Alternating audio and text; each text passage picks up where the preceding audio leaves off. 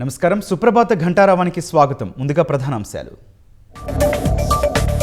సరిహద్దులో మరోసారి కాల్పుల విరమణ ఉల్లంఘన. జమ్మూ కాశ్మీర్ సాంబాలో డ్రోన్ల ఎగురవేత, తిప్పికొట్టిన సైన్యం. భారత్ దెబ్బకి పాకిస్తాన్ కాళ్లబేరానికి వచ్చిందన్న ప్రధాని. అణు బ్లాక్మెయిల్ను సహించేది లేదని స్పష్టీకరణ. సరిహద్దుల్లో సైన్యం కుదింపునకు భారత్, పాకిస్తాన్ అంగీకారం. ఇరువైపుల నుంచి కాల్పులు ఉండరాదని డీజీఎంఓల చర్చల్లో నిర్ణయం. ఏజెన్సీల్లో స్థానిక గిరిజనులకే ఉద్యోగాలిస్తామన్న సీఎం.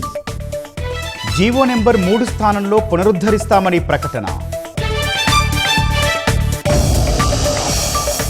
గన్నవరం టీడీపీ ఆఫీస్పై దాడి కేసు నీరుగార్చేలా వంశీ కుట్ర. సత్యవర్ధన్ను భయపెట్టి వాంగ్మూలం ఇప్పించారని ఛార్జిషీట్లో వెల్లడి.